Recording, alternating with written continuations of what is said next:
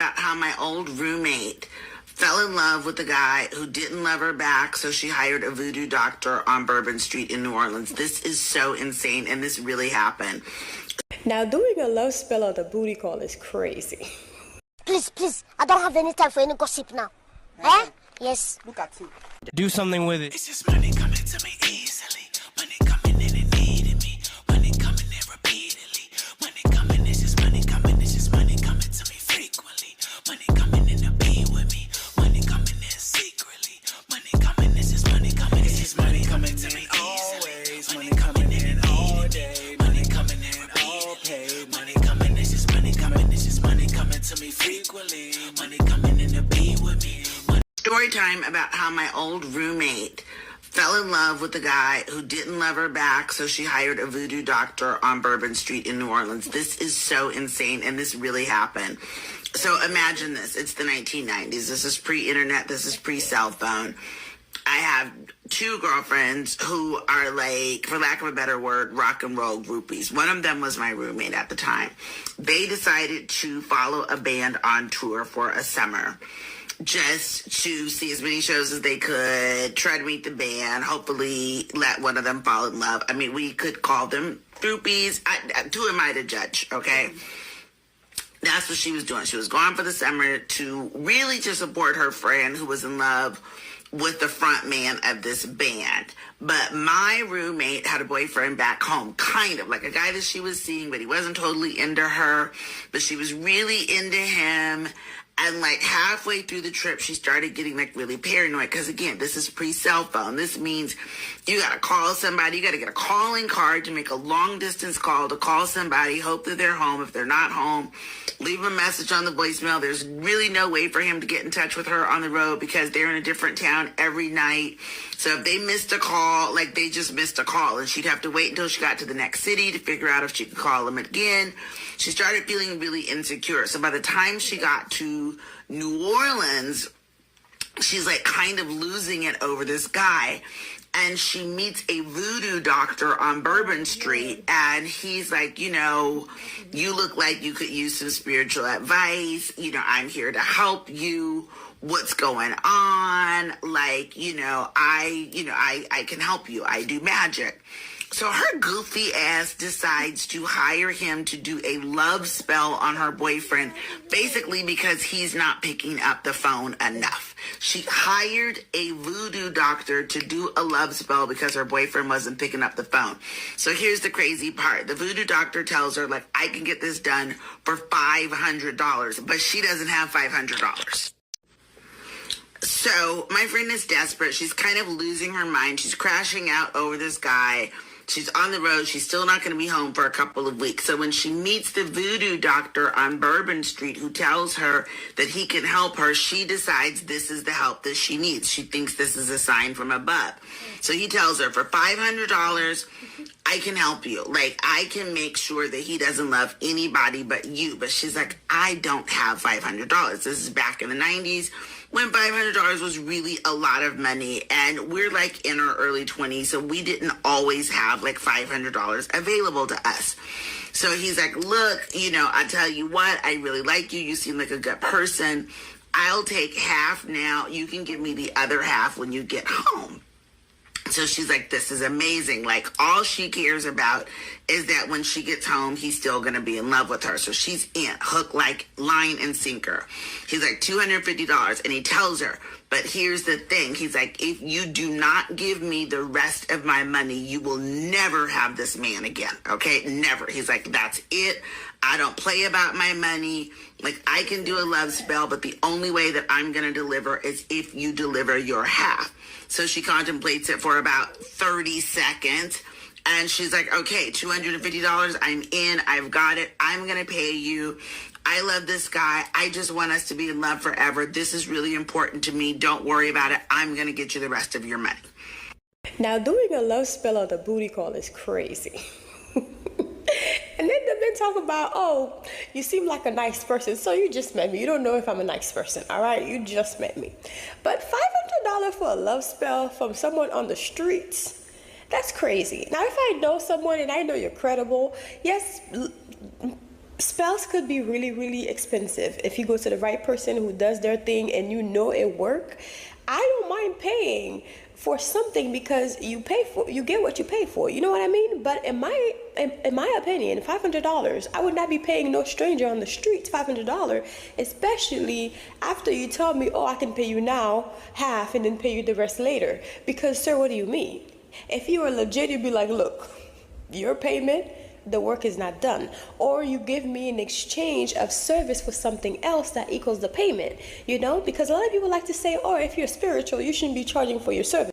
Hey guys, I'm Jenny and this is Shameless Plug. So I want to tell you guys about my Crown of Success manifestation book with easy, simple rituals and spells to manifest a life of abundance in your life. And those spells are so easy, even a child can do it. So this book is filled with different spells that I've learned over the years from my family, passed down from grandma and everything. And also those are spells that I've actually tried and I know that they work. So this book not only teaches you step by step on the things that you can do that are so easy that a child can do it, but it tells you like the proper moon phase to use, alchemy, manifesting with numbers, numerology, and also the days of the week that best fit for this particular spell. So it tells you the timing of when to practice the spell, the days of the week, the moon phase. It shows you all the colors of the candles that you should be using and different planets. So for example, I show you like planet Jupiter is for Thursdays and the hours of the days that you should be doing the spell. So this is an easy road opener spell. So I know a lot of people like to do like different spell work, but if your roads are blocked, of course your spells are not going to work. So it's good to unblock yourself first and then start using the spell, especially with the new years and the new days to come. And also I have some amazing spells in here. This is a powerful quick money spell. So if you're in a bind for some money and you're just trying to get some money, and I even have some easy powerful spell to win Game of Chance. So if you are a gambler, now I don't promote gambling, but if you are a gambler and you're just trying to make some money and trying to make sure you win, these spells will definitely help you. It tells you the best days to do it. So it says the best days to perform this spell is on a Thursday, Jupiter day. Jupiter is the planet of good fortune, luck, and expansion. Jupiter is the best day to perform spells that boost luck and increase your chance of success in any game of chance or any money spell, period. It has a list of so many spells that you can incorporate in your life with this new year to bring prosperity. And I even put some bonus spells on here, which for Saturday is a day to do like protection work. So I have a spell for like send back to senders. So I put some bonus spells on here, and then a protection with Archangel Michael. So there's so many spells on here. Removing the evil eye spell, so you can remove evil eye in your money and also in your everyday life. New Year home blessing spell, and I know it's been a few days since the new year started, but you can always do a home blessing spell any days of the week. As long as you need it, you could do it. So anyways, guys, this is my book. It's called Crown of Success by Jenny, and it's available on Amazon, the ebook and also the physical copying. So please grab a copy if you're interested in supporting this channel. This is a way to support the channel and to support me as well for putting out, content every day for you guys to enjoy. So I hope you guys enjoyed this book, and I hope you go and grab your copy, whether it's the ebook or the physical copy. I say have a physical copy, but it's really up to how much, your wallet and what you can afford. So anyways, I'll talk to you guys later. Bye. Mwah. This is a shameless plug, so just check out my channel, okay? Love you guys. Mwah. So she comes back to Hawaii after being in New Orleans and on the road for, I don't know, about a month, 6 weeks. She comes back to Hawaii, which is where we lived. And she's telling me this story. She's all excited, thinking I'm going to be excited too. Like, oh my God, I went to New Orleans for the first time. Right. I met this voodoo doctor, and he told me that he's going to make everything better, that I never have to worry about my boyfriend again, because he is going to make it right, and he's going to make it so that we never break up. All I have to do is give him $500. And I'm like, what? You did what? Like, you paid a stranger to do a spell? Now, I don't believe that a man is really worth doing a love spell on.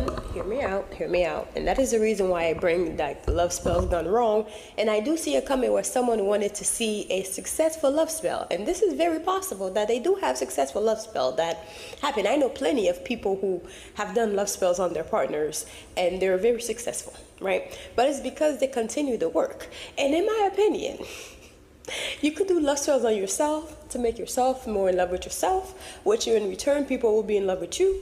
Because when you redirect the attention, you know what I mean? People wonder, like, why this person loved himself so much. But we'll talk about this in another video. But in my opinion, him saying you could pay me half now and the rest later, you don't know me. What if I decided, because people are very interesting, and this young lady shows the same reason why I wouldn't trust someone who I don't know, from Peter to Paul, to pay me the rest of my money, even though you know what could happen if they don't pay you, which is what happened to this young lady, right? He did warn her, and she gave him his words. I will pay you the rest of the thing. And he says, if you do not pay me, this could happen to you. And in my opinion, she knew what was coming. She didn't believe that it would work, or maybe she was so desperate to be in love with this man, a booty call, because they weren't even in a relationship. It was just a booty call that she just so happened to fall in love, you know? So in my opinion, he charged for his service. And what I was going to say before the video ended was, a lot of people like to say, oh, if you are spiritual, you shouldn't be charging for your services. Ma'am, sir, I understand what you're saying, but the service is free, but the time of the person is not, okay? So yes, they have to charge for their work because it's an energy exchange. It's like, you know, now you might think it's a little crazy to take this as an example, like vampires, right? Vampires have to be asked to enter your house, right? And how would I say it? Okay, maybe this is a bad example, but it's a perfect energy exchange. And even like wealthy people, okay, maybe this might be a better example. Wealthy people, if for example they go to a party, and not just wealthy people, only Haitians that I notice when they go to parties, they don't bring gifts. I don't know why. Like, it's just like they just show up. Like, it's a birthday party, they show up just themselves. Except for one or two, they will come and they'll bring a nice gift. But Haitians don't bring gifts to birthday parties. You know, it's like they forget. But I have adapted to like the American, you know, so I bring gifts. And also I've learned through my spiritual journey that it is an energy exchange. When someone do something for you, you repay them by, if you cannot afford to pay them money, you repay them in services that equals to that energy exchange, because that's what it is. And even the universe will agree with you on that, you know what I mean? So therefore, whenever a spiritual person does some work for you and you already gave them your word, which your word is your bond, your bond, your word is your bond, okay? Because even in court, when you are in court, if you say, yes, I said this, they are going off of your words, because what you said should be that, right? So in my opinion, this lady agreed. She bound herself to this man to do the work and for her to pay him in full. Even though he didn't know her, he still trusts her because he knew his power, right? So when she did not pay, of course, things did not turn in her favor. And we're going to break the rest of it down up to what happened, right? So she ended up, the men fall in love with the random person, because it happens all the time, okay? I even was in a little situation like that. I can't even talk. Let me have a sip of my tea. I'm supposed to be resting right now, okay? But anyways, work gotta be done.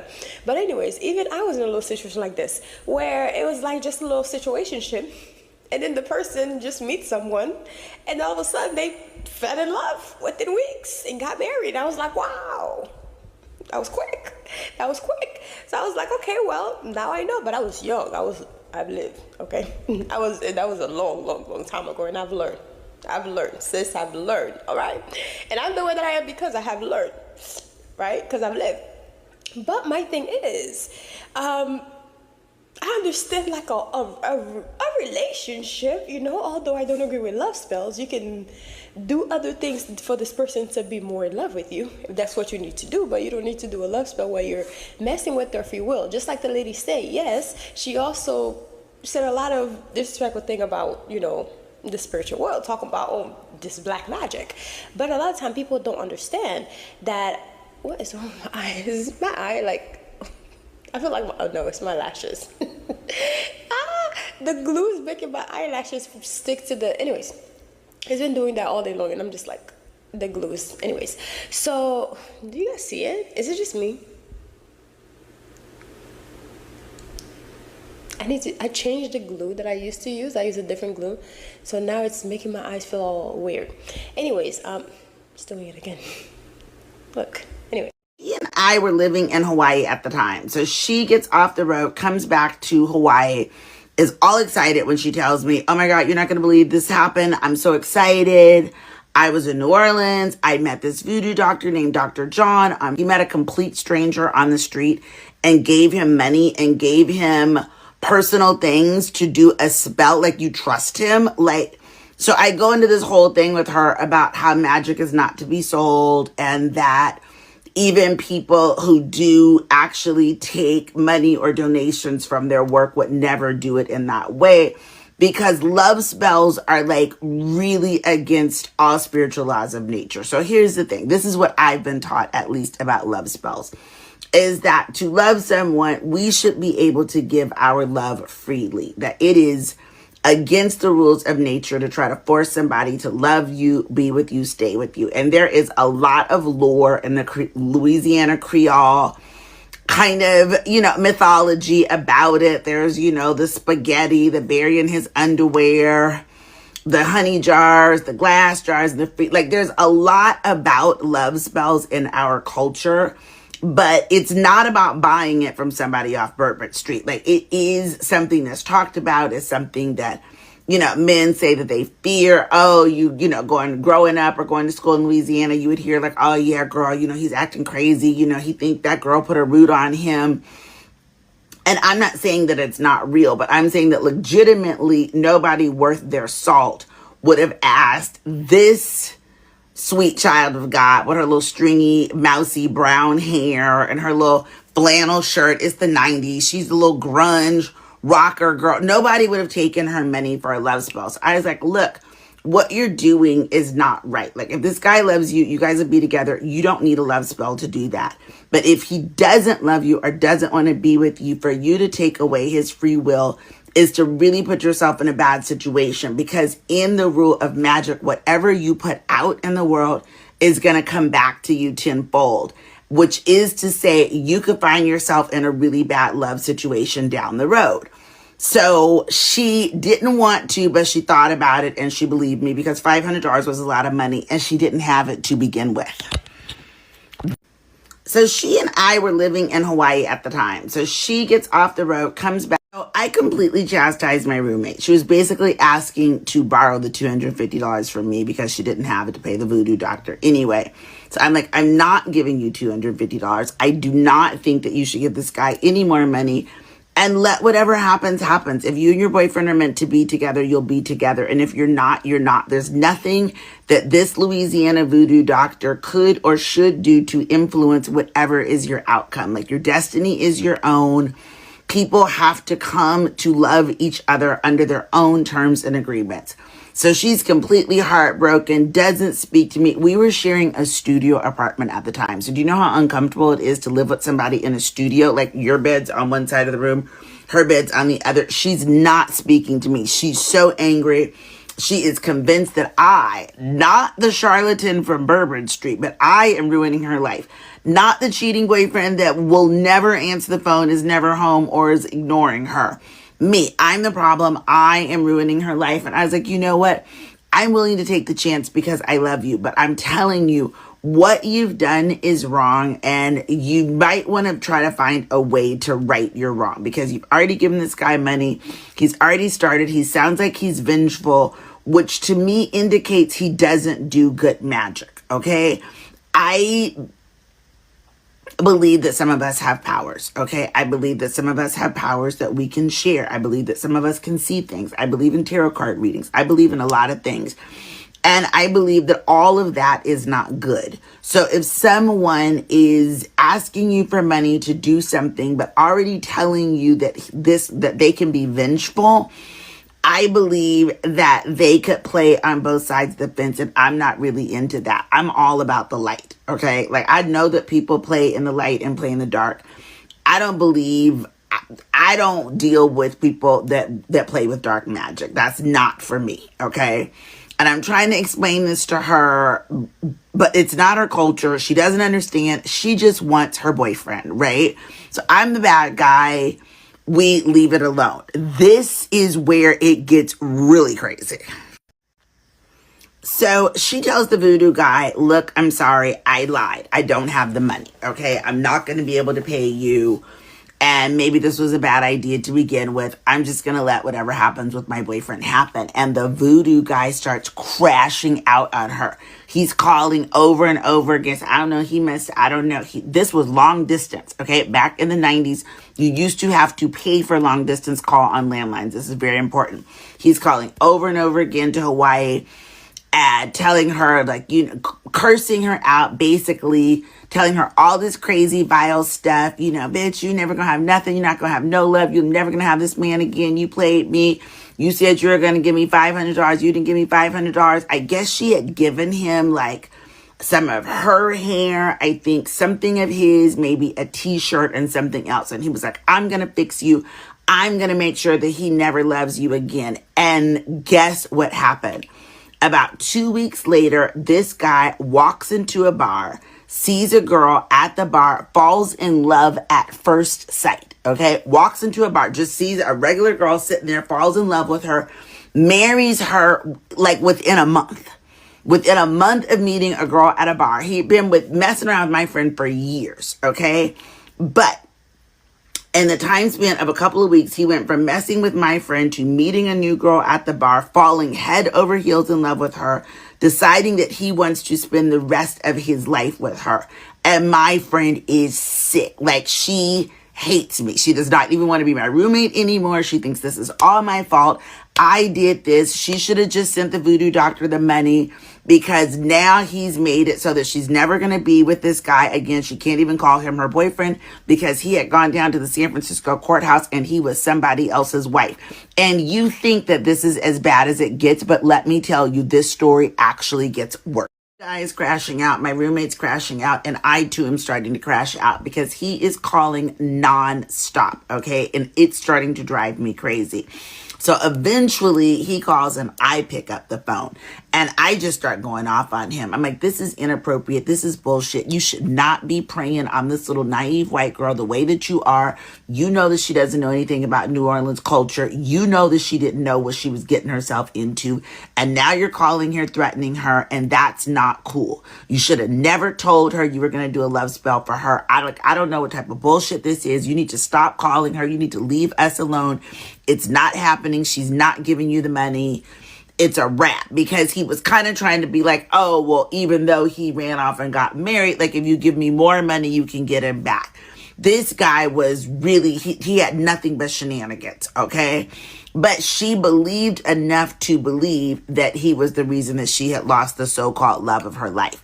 This is where it gets really bad. So she is heartbroken. She's sick, okay? Does not want to be my roommate anymore. Doesn't want to live in Hawaii anymore. Leaves Hawaii, moves back to San Francisco, gets a new job. I think she was hoping that she was going to get back together with her ex, even though he's married now. That didn't happen. She starts dating a guy at her new job, but she's like not really into it. But you know how it is. Like, you're kind of heartbroken, and it's like, well, the best way to get over the old guy is to get under the new guy. So she's seeing this guy kind of half-heartedly, but she says she started to feel bad because she could tell that he really liked her a lot more than she liked him. And that's where this story really hits home. So he's kind of like in love with her. And she's kind of like, he's okay, but like my heart's really with this other dude, and he married somebody out of the blue. And she was just heartbroken over the whole situation. But meanwhile, this guy is getting like more and more persistent. Like, I don't know why you can't see it. We're supposed to be together. All the signs are here. Like, we're great together. I don't know why you're resisting it. So he's getting more and more aggressive towards her. And she can't figure out what his deal is because she's like, look, like, I don't like, no offense. It's not that I don't like you. I just don't have the same kind of feelings towards you that you do. And we work together. So I'm hoping we can kind of keep it cool. He could not keep it cool, okay? Like, at all. So he bumps it up a notch and is basically a stalker. He's popping up everywhere. They already work together, which is bad enough. Now he's popping up at her house. He's popping up at friends' houses.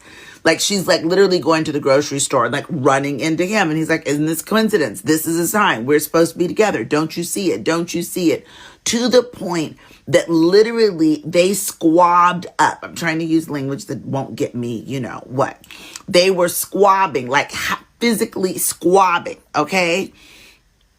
Outside of the job. And he's screaming at the top of his lungs, I don't understand why you can't just love me. Can't you see I'm in love with you? While he's basically lumping her up, all up in her head, okay? I'm trying to paint the picture that she is now a victim of this because this man loves her more than she loves him. And I tried to explain to her, this is why we don't do love spells.